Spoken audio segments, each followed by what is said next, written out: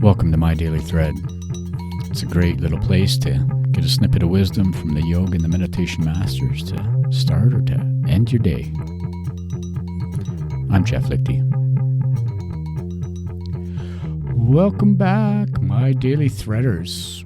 Now, I just want to take a moment and thank you all for listening. You know what? It is my privilege to have some people listening to my thoughts on the Yoga Sutras.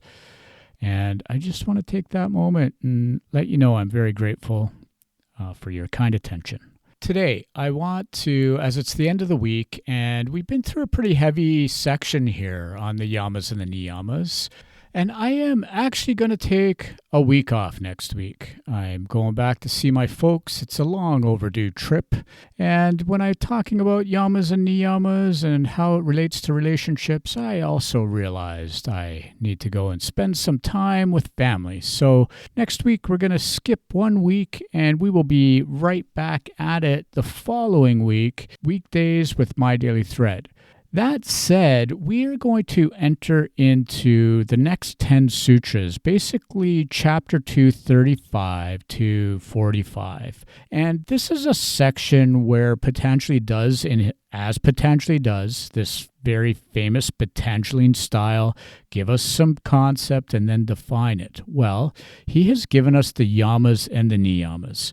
And I think we've had a little bit to chew on there about where they come from, about how pratipakṣa-bhāvanam, we want to cultivate the opposite of whatever negatives are coming up. And in the next section, he's going to take each of the yamas and each of the niyamas, and he's going to break them down a little bit, but he's going to use this word that I want you to think about over the next week, and it's called pratishtayam.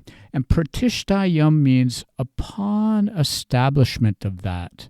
So get this, if you think ahimsa pratishtayam, if there is a person who is fully established in ahimsa, what would the result of that be? And he's going to do that with each of these yamas and each of the niyamas and give us a little bit of Patanjali insight into what being established in a yama or a niyama looks like.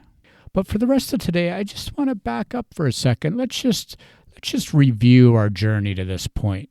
Remember, we've been talking about Patanjali. We've been talking about the Yoga Sutras, and we've been talking about the concepts that come, what I might call mahavratam. He obviously says that with regard to the yamas, but these are the great vows. These are the great sayings. I think there's great pieces of wisdom in the sutras, which is why I continue to study them and talk about them.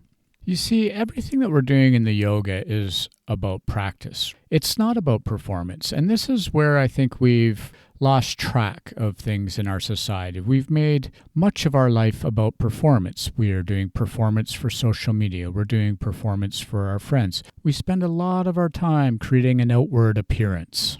Patanjali is really wanting us to come to a growing and increasing moment-to-moment awareness. This is that awareness, the understanding, the knowledge that comes from deeply looking inside, from deeply sitting in the stillness, from doing practices with full attention. And by cultivating that attention, something great will come, some new wisdom will come, and we'll be able to develop a greater understanding of who we are. I think there's some good lessons for us to just take a moment to review from chapter 1. Yoga's chitta vritti nirodha. Yoga is about getting control of all the mind stuff. It's about getting control of the chirping in our mind.